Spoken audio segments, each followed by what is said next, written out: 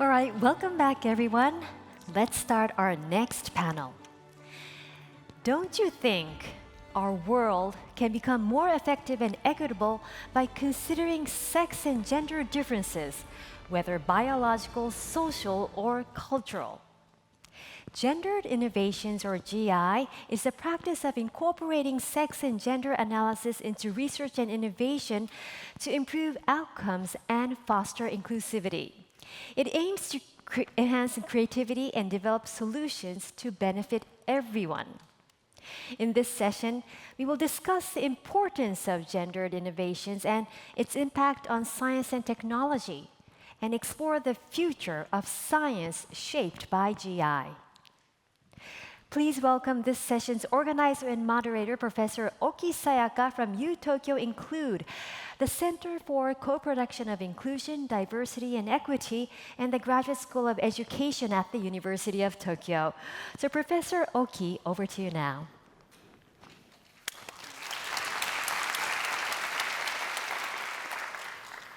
Thank you for the kind introduction. I'm delighted to have the opportunity to discuss gender innovations with you today, with you all.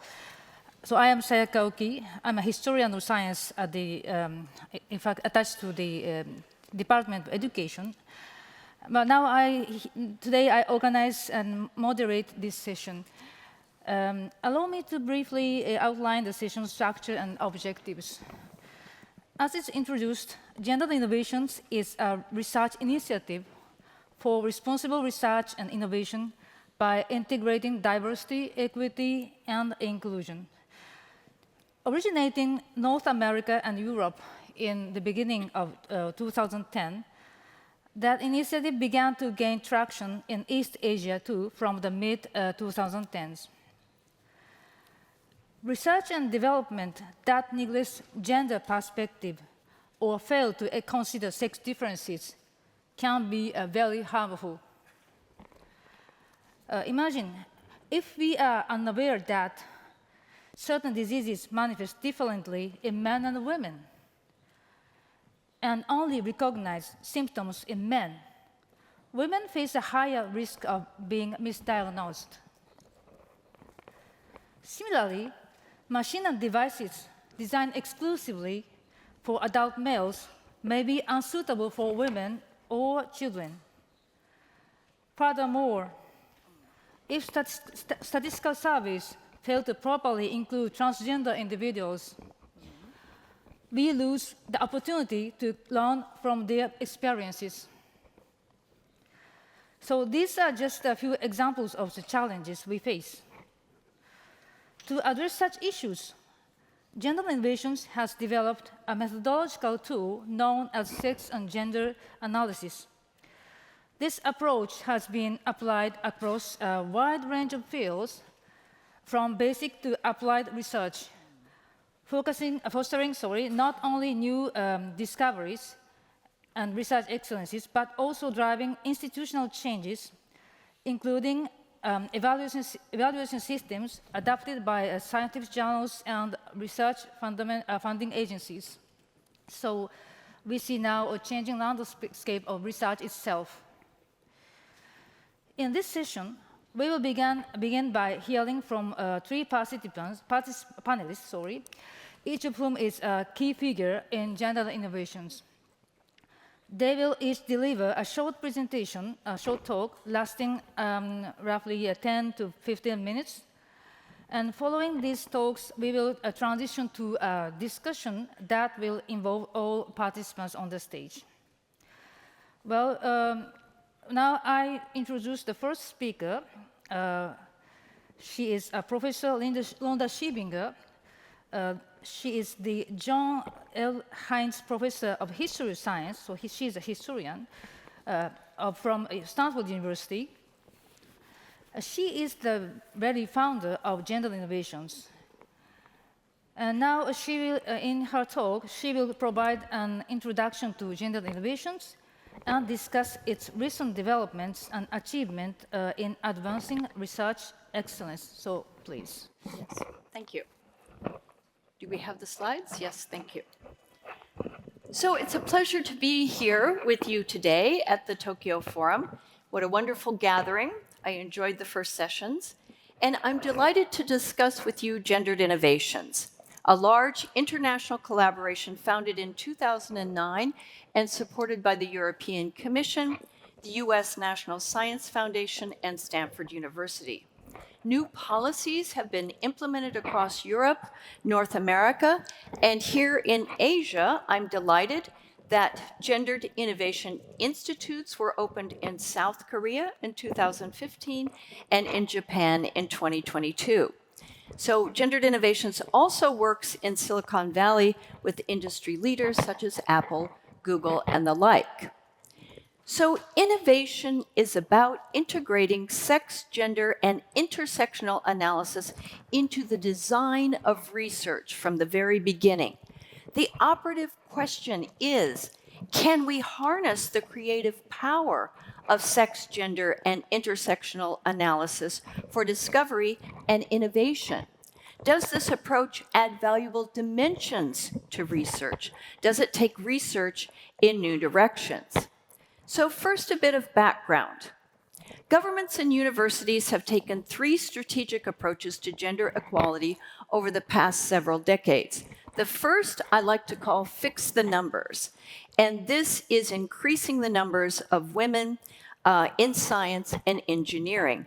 The second is fix the institution, which promotes gender equity in careers by removing unconscious bias from research organizations. And the third is fix the knowledge, or gendered innovations, which stimulates excellence in science and technology by integrating sex, gender, and intersectional analysis into research. This is the newest area and the most important for the future of science, technology, social equity, and environmental sustainability. The importance of fixing the knowledge has brought important policy changes around the world. Beginning in 2020, the European Commission strengthened its gender dimension in research.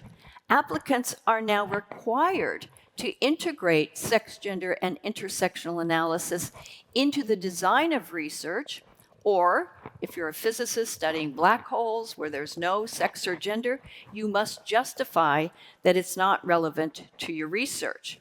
The idea is, and this is important, the idea is that if taxpayer money is used, the research should benefit everyone. And Japan is beginning to adopt such policies. Your JST, JSPS, AMEND, your Ministry of Labor, Health and Welfare all encourage researchers to give proper consideration to sex difference in research and development processes. But of course, this needs to be expanded to gender and intersectionality as well.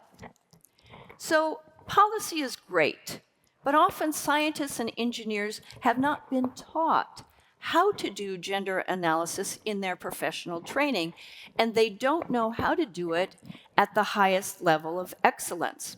To support its policy, the European Commission held a 2-year expert group, which I directed, and we treated numerous fields of science and technology, including AI, marine science, urban design, extended virtual reality, and more. You can find our results in this book, which is free, downloadable, and the results are also on our website, Gendered Innovations.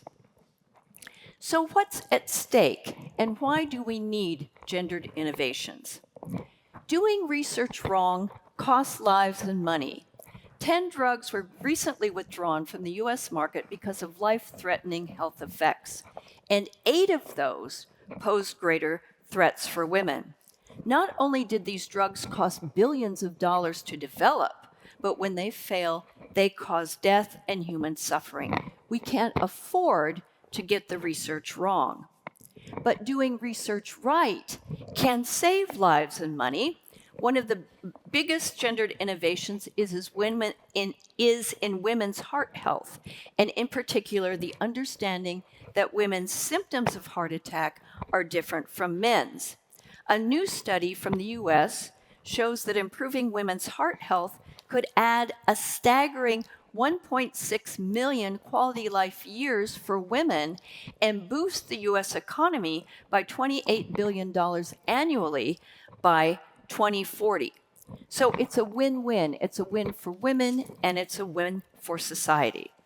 Now, I could give you numerous examples from health and medicine, but let me move to the world of machine learning and AI and introduce you to a higher level of analysis, intersectionality. So what is intersectionality? Intersectionality describes overlapping or intersecting forms of discrimination related to gender, sex, ethnicity, age. You can add to the list whichever factors are important for you in society. And let me show you how this works in the research by Joy Buolamwini called Research on Facial Recognition. So while a graduate student at MIT, Joy Buolamwini, who works on facial recognition, realized that the system she was developing could not see her. Facial recognition could not see Black women's faces. So her system couldn't see her until she put on a white mask. So she changed her research, her PhD research, to look at a project she calls Gender Shades. And specifically, this project looks at intersectionality and how sex and race intersect in facial recognition. And here's the analysis. So the gender analysis alone showed that systems perform better on men's faces than women's faces. The race analysis showed that systems perform better on lighter skin than darker skin. But when you do the intersectional analysis, we see that the system performed worse for Black women. The error rate was 35%. This is really not acceptable. Then which is next? So then 12% error rate for darker skinned men, 7% for lighter skinned women, and then almost no error rate for lighter skinned men because they're the ones who trained the system on themselves. So and here we see also that we could go further. Oh, my clicker, there we go. We could also do a sexuality analysis. Systems often cannot recognize transgender faces, especially during transition periods. And here we have the intersectional innovation. Buolamwini created an inclusive data set that includes the faces of women and men of lighter and darker skin, drawn from members of parliament from 6 countries, 3 from Africa and 3 from Europe, which achieved a much higher level of accuracy. But what problem do you see? Is this data set truly global? My students see it right away. There are no Asians. There are no indigenous people of the Americas or Australia, so there's still more work to do. And then I could say much more about facial recognition, but I want to move on. So we at Gendered Innovations have released a tool for intersectionality, our intersectional design cards. And I'm happy to say they won a prize in the UK in 2022. And our cards define 12 factors important for intersectional design, and you see them here: age, disability, so on and so forth. And I want to show you Apple's intersectional factors. This is a very long list and includes many interesting things like handedness, the environment, ethnicity, language, so on and so forth. Both of these sets of factors were developed in a US context, and you here in Japan may want to exclude some from the list or include others, but we all design for a global culture, so you may need to consider a lot of these factors. A second point to make is that each researcher needs to, in fact, choose the factors to use in their particular project. You can't look at all of these at one time. So I'll finish my examples with something from climate change. Since Japan is an island nation, I take an example from marine science. In 2022, I had the privilege of hosting Dr. Elena Gysi to work with me and colleagues at Stanford, and I report on her work here. So global warming is hurting marine organisms, and this is a concern for all of us today. Importantly, marine organisms' response to global warming may vary by sex. Males can react differently from females, for example. And in this excellent article, Does Sex Really Matter?, Rob Ellis found that over the past decade, only 4% of the studies in marine science analyze sex. This is a missed opportunity. So why is this important?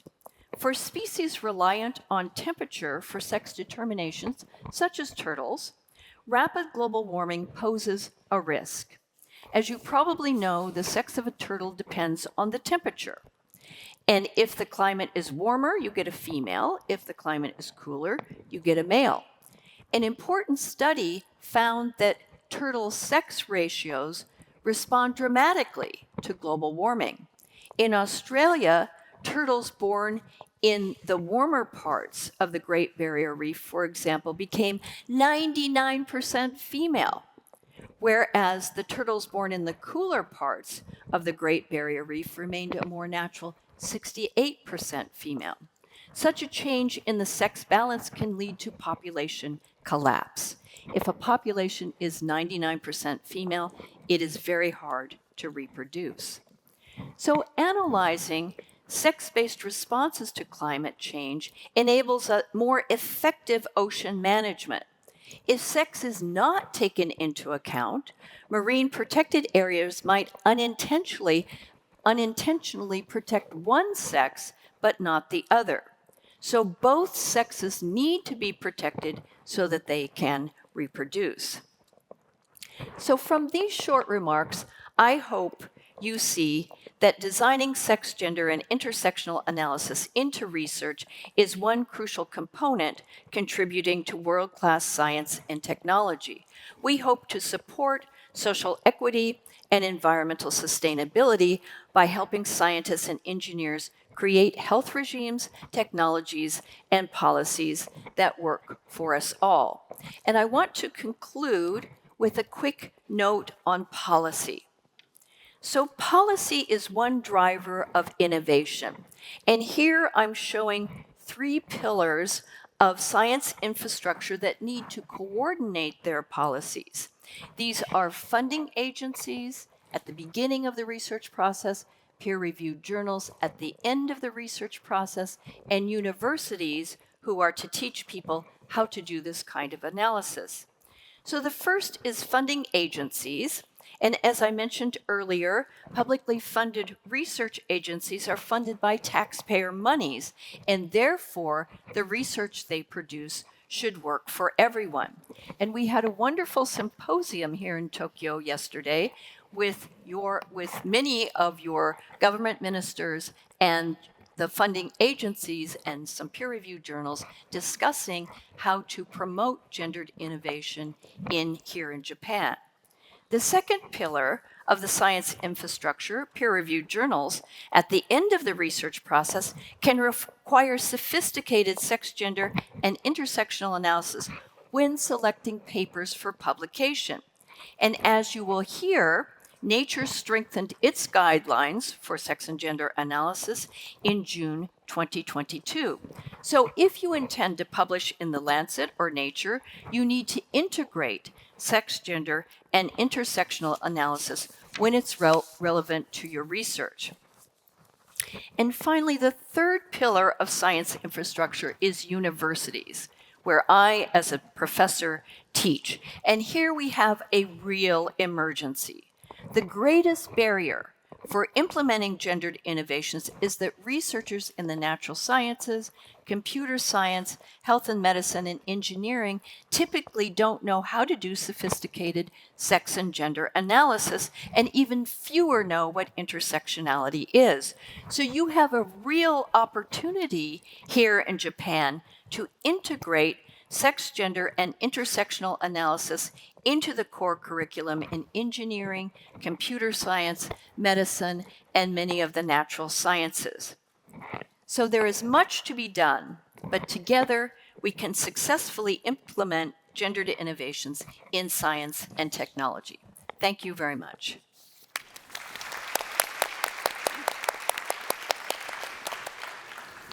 Thank you so much for your thought-provoking talk. Well, now we move on quickly to the second talk.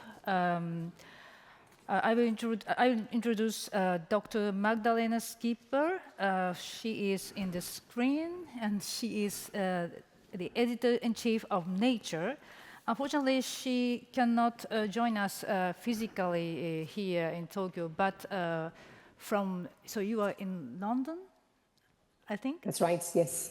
Yes. So thank you so much for your participating from London. And she will address recent changes in editorial policies and evaluation systems, if I understand well, changes in scientific journals as they relate to gendered innovations. So please. Thank you very much for the introduction, and it's a real pleasure to be here, especially as part of such an impressive panel. I have the pleasure of knowing both panelists personally, so I can only regret that I cannot be there in person. But a very good morning from me and good afternoon where you are. A real pleasure to be here. If I may have my slides, I'm not sure if they're showing already, but I will follow up from where Londa left off. And I'd like to give you a broad perspective from an editor of a multidisciplinary journal, Nature, how this prospect and the state of gender innovation looks through the publishing lens. And I will touch on many points. So let me start from a broad perspective, and that is of a context. Londa very beautifully explained why we need to look at gendered innovation.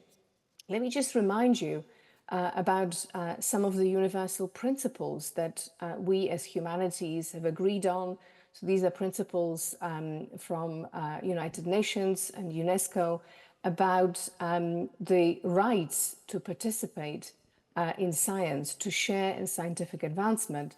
And that, of course, these rights, of course, apply to everyone, including individuals of different gender, men and women, and indeed transgendered individuals, as well as, and I will touch on that later, the important aspects of intersectionality that Londa already referred to.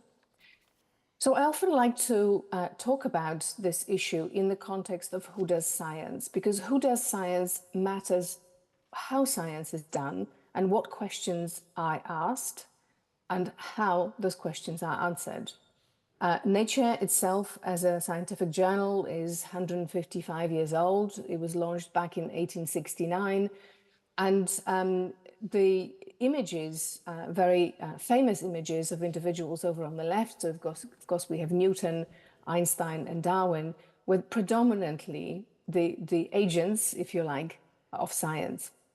Today, the individuals you see on the right-hand side of the screen, they are the individuals today who also do science. And we must support them. We must enable them, all of them, of course, as well as teams, to do science in an appropriate fashion for all the reasons that you already heard from Londa.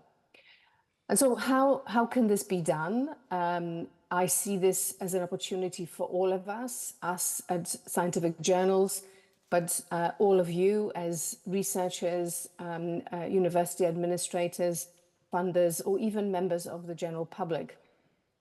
Women in science, technology, and innovation and medicine need greater visibility. They need greater opportunities.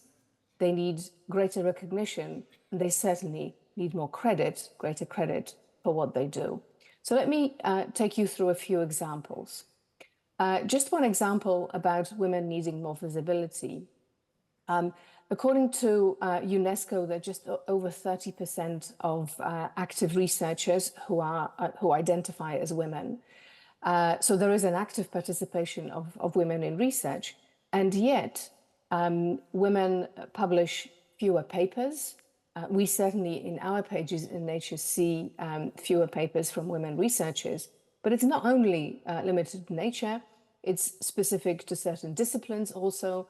For example, another journal from the Nature portfolio called Nature Medicine, called Communications Medicine, published this analysis just over a year ago, identifying the bibliometric analysis of gender gap in authorship of leading medical journals is really tangible. I want to share with you sort of top-level reflections from some analysis that we've done on our own publications. By we, I mean Nature Portfolio. And here we absolutely find that there are significantly more men authors and reviewers than women authors and reviewers across the Nature Portfolio journals. Manuscripts that are authored by women are more likely to be sent out for peer review, which actually indicates that our own internal editorial assessment is not introducing a gender bias. And that, of course, is something that gives me a great reason for joy. Men are more likely to submit a pre-submission inquiry, but they're also more likely to appeal an editorial decision when that is unfavorable. In general, there are more women reviewers, and that, of course, is a representation of the fact that editors are keen to involve women in the peer review process, so they may comment and help make papers better. The author and reviewer gender breakdown strongly correlates with discipline of the journal and its selectivity, and women are underrepresented in physical and applied science and higher selectivity journals, so such as, for example, Nature. In Asian countries, there is a lower proportion of women authors and reviewers compared to other parts of the world, and I know, having been to Japan and discussed this with many of you, I know that you're very aware of it as well. And manuscripts authored by men are more likely to be accepted when reviewed by all men reviewer groups, which is why it's so important that editorial teams have that awareness to invite more diverse, from a gender perspective, reviewers. Now, another way in which editors of journals can support gendered innovation and representation of the kinds of questions and the kinds of solutions that women are interested in seeing in research is indeed through editorial policies. And Londa already referred to the fact that some 2 years ago, we decided to change our policies to include that focus on sex and gender as an integral aspect of study design. We have, as I said, changed our policies. We have also editorialized about it. It's a very important matter to us. Very clearly, there are disciplines and areas of research to which sex and gender led design is not relevant, and Londa already gave one example of it, for example, particle physics. But wherever it is relevant, we require that our authors explain how sex and gender was taken into consideration in the study design. That methodology around this is very clearly explained in the manuscript that is submitted for our consideration, and when it wasn't designed, why the decision was chosen. So that is a transparency and also an aspect of education. We've already had a number of examples of why it is so important to study, for example, women's health. From my perspective as a journal editor, I will say to you that women's health, although is much more on the agenda of funders, researchers, clinicians, it continues to be understudied. For this reason, we collectively across the Nature portfolio continue to write about it, continue to commission reviews and commentary pieces about it. Here are just a few examples. One from Nature Medicine, which throughout this year has run a series of articles looking at research that looks at women's health throughout the life course. There continues to be crucial biological events in women's lives that are severely understudied. One of them, for example, is menopause.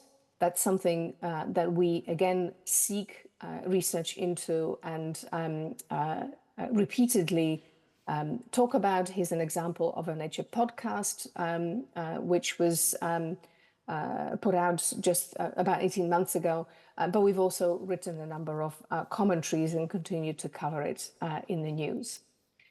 I mentioned already just a second ago that one way in which we shine a spotlight on the inequality of women's representation, but also focus on their needs, be it medical or technical, is through Nature's journalism. So, of course, Nature has a magazine section to it, journalistic content, as well as original research. This is something in both parts of Nature we take it very seriously. A series of examples on your screen looking at our news coverage, at our editorials, talking about health, talking about funding, not just highlighting the negative aspects, but also the positive aspects, such as, for example, the technology feature on wearable biosensors for women in particular. And very importantly, in our journalism, we focus on gender diversity when it comes to interviewing our sources, so that women's voices and women's perspectives are represented. One thing I'm highlighting on this slide, you will see it over on the left-hand side. If you can read the title, Women's Health in Wartime, that particular news piece was published in 1944. So this is not a new topic for us. It has been important on our radar for a long time. Moving swiftly on, just to illustrate to you the research we published to illustrate that women indeed receive less credit in science than men, often for equivalent research contributions which they make. So this was a study we published back in 2022, which illustrates this, how women, for example, are less likely to be named as authors on any given document in all fields and at all stages of their career, despite of their contribution. Now, some have argued, and this is an example from LSE, London School of Economics blog, that women may be less recognized because of the type of studies that they are more drawn to. This particular proposition was that female researchers are in fact read more, so the research they produce is read more, but that it's less cited, which of course is the traditional way of providing credit, because that research often focuses on societal progress. So here's an opportunity for us to rethink what kind of research we value. Do we only value research of one particular type? Another thing when it comes to women's representation in research, and therefore the subject matter that is more inclusive, is related to collaborations. All of you researchers in the audience will recognize that research becomes increasingly collaborative. Well, it turns out that collaborations are not so easy for women. Women often complain about the fact that in collaborations they fear not receiving appropriate credits, especially when those collaborations are with male colleagues. And it's a well-known fact that, for example, in fact, from business settings, that, for example, a minority group needs to make up 25 to 30% of a business team before their voices are heard, which is why it's so important that representation of women is increasing. Another way of receiving credit is, of course, to be awarded prizes. This is a piece we published earlier this year, just before the 2024 Nobel Prizes were awarded. If you have not seen it, I recommend you take a look. It's a tongue-in-cheek piece looking at how effectively to maximize your chances to win a Nobel Prize. And surprise, surprise, one of the ways to maximize your chance is to be a man.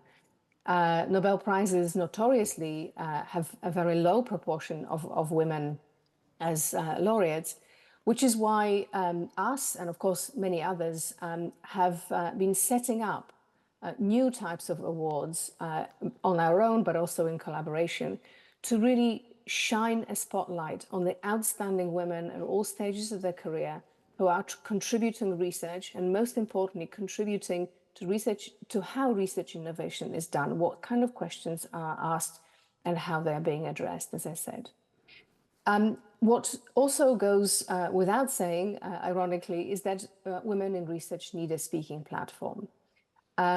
We have, quite a number of years ago now, in our series, our own series of conferences, Nature conferences, changed our policies to say we will have no more so-called manels, male-only panels. We have balance of gender in our plenary speakers as well, and we organize specific conferences that are focused really on SDG 5, looking at breaking barriers for gender equity through research. And this is a free virtual event which happens every 2 years, focused specifically on this matter. And as I come to a close, I just want to focus once again on the importance of focusing on the well-being and the feeling of inclusion of women in the workplace. What I'm showing on the left-hand side, the gradual attrition of women from academic career path, is very well known to everyone in this auditorium. I'm very sure of it. On the right-hand side, I'm showing you a very recent review published in Nature Reviews Psychology, one of the journals from the Nature portfolio. A very interesting review suggesting why it is, and it really looks at research culture, that we see such global patterns of gender disparity in STEM. I recommend you take a look at this. All of us, it's incumbent on all of us to make a workplace a more inviting and a more comfortable place for women, and that will ensure that the questions they ask, how they are asked, how the studies are designed, will become better. And of course, that is not only in itself incumbent on women, but all researchers, but having women researchers as part of the research community is a crucial element of this. And the really final word from me is, of course, this all starts with education opportunities. And one thing that, from my perspective, is really the saddest event that has happened in my lifetime is what has happened in Afghanistan, where girls are really no longer able to enjoy education, which is, access to education is a fundamental human right.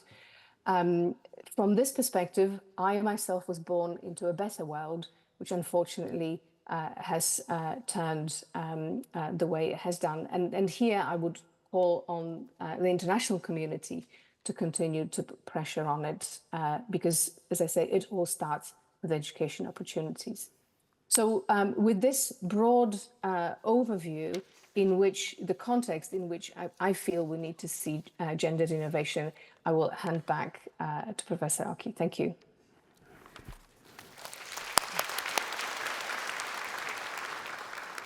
Thank you so much for your really impressive talk. It explained really well what obstacles are remaining for women to access scientific research. And I also thank you for pointing out the fact that it is a matter of the right to participate in science. That right is not well protected for women or other minorities. I go quickly and move on to the third speaker, who is Professor Heisook Lee.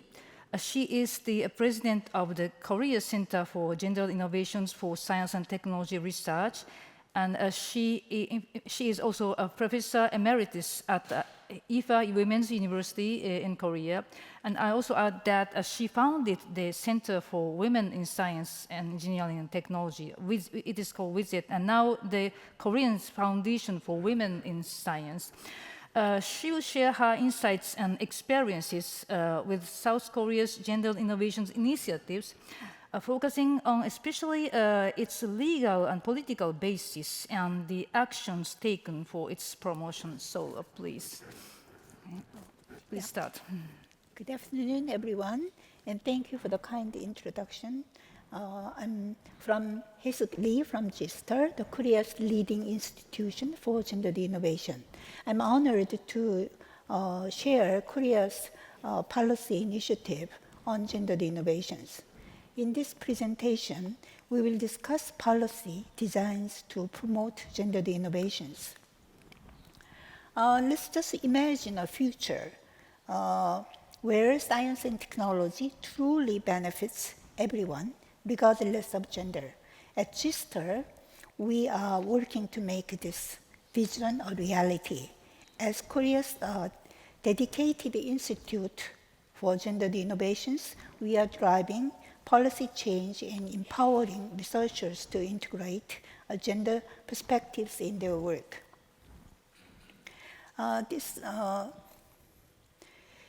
timeline shows the evolution of gendered innovations in Korea. Starting in 2013, gendered innovation was introduced, leading to research and policy discussions. In 2015, Gender Summit Asia Pacific in Seoul, followed by the 22 Gender Summit Global for SDGs, focused on gendered innovation and SDGs. GISTER's establishment legally in 2021 provided a platform for gendered innovation, learning, and collaborations. In 2021, amended of the Framework Act on Science and Technology and Research Performance Evaluation Act integrated sex and gender analysis into research. In 2023, gendered innovation was integrated into the 5th master plan for science and technology. The next two slides will examine the key provisions of the amended Framework Act on Science and Technology and 5th master plan.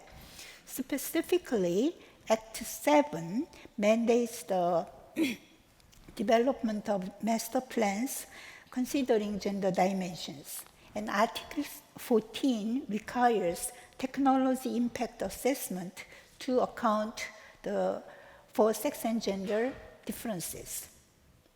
This legislative framework has significantly elevated the profile of gender issues in Korea science and technology policy and provides a solid foundation for promoting gendered innovations.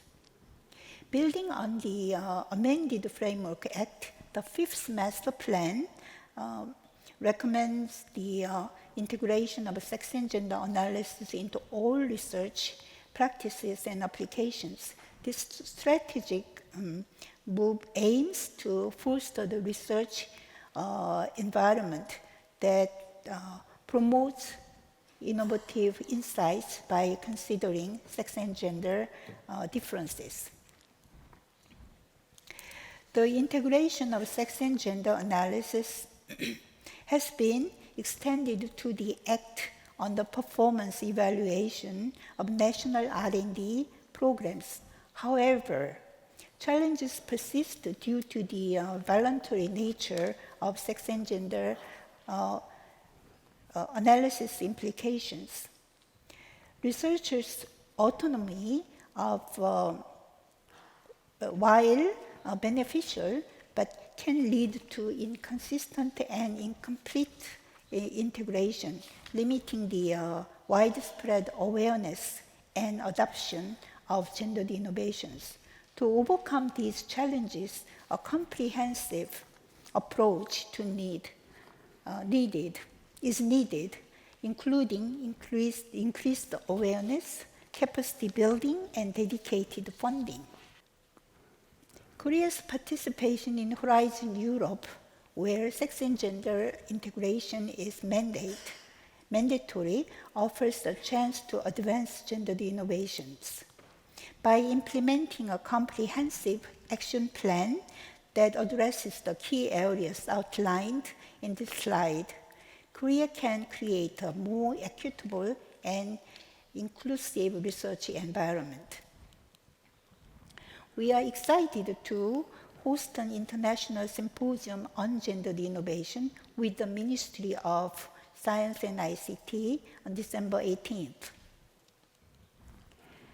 Another fifth master plan for women in STEM, based on the Act for Women Scientists, anticipating the participation in Horizon Europe fully, has introduced the strategic objectives with significantly increased funding compared to the fourth master plan. This strategic investment underscores Korea's commitment to advancing gendered innovations.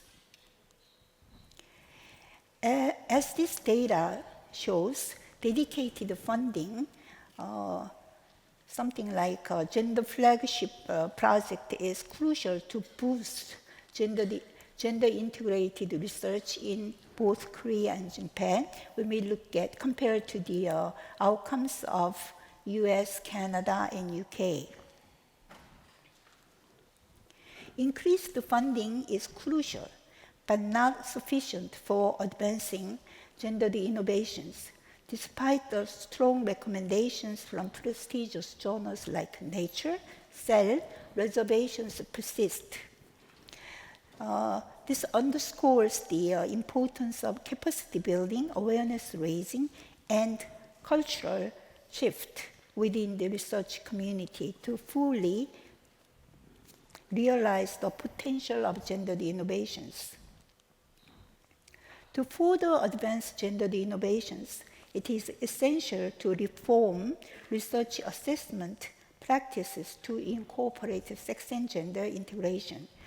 GISTER has taken the initiative to raise this issue to Nature Index. This will help align research priorities and incentivize gender-sensitive research.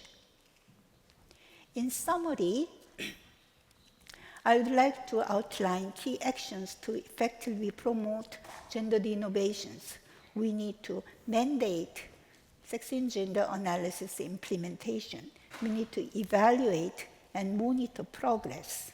We need to foster collaboration and networking. And we need to regularly review and update policies.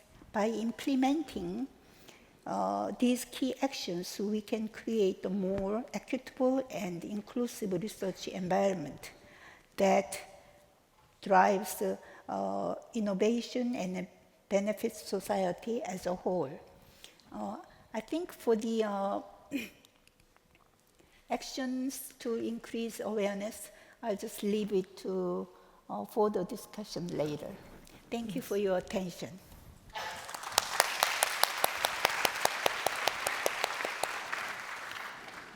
Thank you so much for your talk with rich information, inspiring, especially probably Japanese policymakers.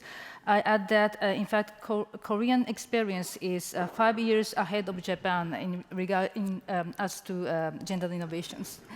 Well, now I move on to the discussion session. We will have roughly 12 minutes or something.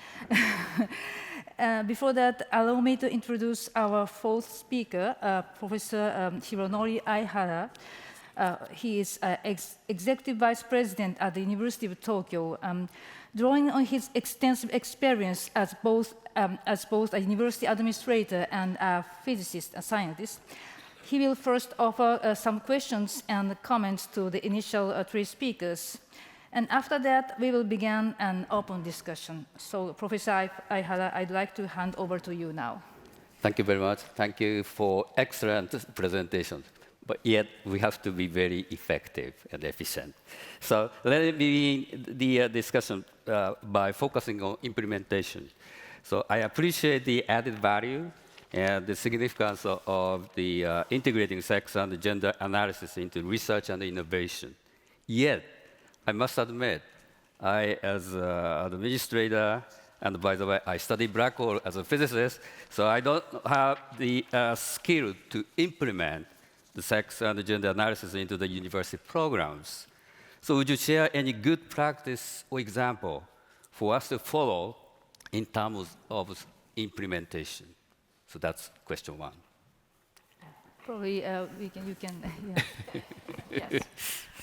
Well, implementation really requires us to train the current generation of researchers, which is hard to do. How do you tell a professor to do something, right? We have academic freedom, so, but for medicine, for example, both the NIH and the Canadian Institutes for Health Research have wonderful online courses that people can do. And I think what would really solidify this implementation is if the funding agencies would require researchers to get a certificate from one of these courses before they apply for funding. That would ensure that the researchers know how to do it. And then NSERC, which is the Natural Sciences and Engineering Council in Canada, has a really excellent booklet on methods, and people can also use the Gendered Innovations website. So we have to train the current generation, and then for the next generation, we need to include all of these things in the courses. So there is a movement in the United States, I don't know if it's reached here in Japan, it's called embedded ethics. And the idea is that in computer science, and you could also do this in engineering and many sciences, you teach students the technical coding at the same time that a social science professor teaches them how to do social analysis. And in this way, which would include sex, gender, and intersectionality, and in this way, the students understand what the impact of their technical work will be. They don't just explode AI onto society, they can begin to envision what the responsibilities are. Great. I think Professor Lee have also some comments to add because you cut your parts. Yeah. Yeah. Well, usually it's not very easy to convince professors to integrate these courses in their contents in their course he or she is offering. However, through my experience with working with young researchers, they have a better understanding and they share more on this topic. For example, we conducted a junior fellowship program which supports young scholars in gender innovations. The program offers training and mentoring and a little bit of funding to develop the research proposals integrating sex and gender. And it turned out that we had a very good research proposals, something like almost 45. So after that, we gave a small amount of research seed money to them. So evidence base is really important to convince professors to take these contents in their courses or offer the courses on this topic. Good. Evidence-based and embedding. Yeah, I can certainly agree. Professors are hard to deal with. Yes. For sure. So. If you have something to say, Dr. Skipper. So the only thing to add, I completely agree that effectively co-creation of courses with women researchers, with early career researchers who are greatly aware of these matters is to be highly recommended. And then, of course, looking to journals such as Nature or other journals in the Nature portfolio for their guidelines for authors will be very instructive, because that, of course, is illustrating how and why this is so important in a very practical context when you come to write a paper or when you come to study, to design your new study for the next submission. So there are plenty of great sources of information for how to proceed and indeed how to design new courses or modify them. Great.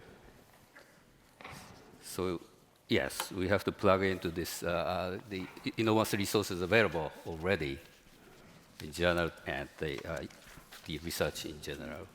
Can I turn to the next question? Is that okay? The 5 minutes. So let me tie into the innovation now.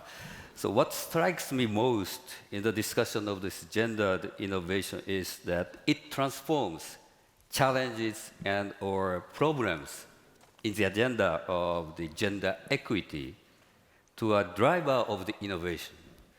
So bias can be an opportunity, and gender inequality could represent a new seed in the innovation. So I understand intersectionality could play a similar role.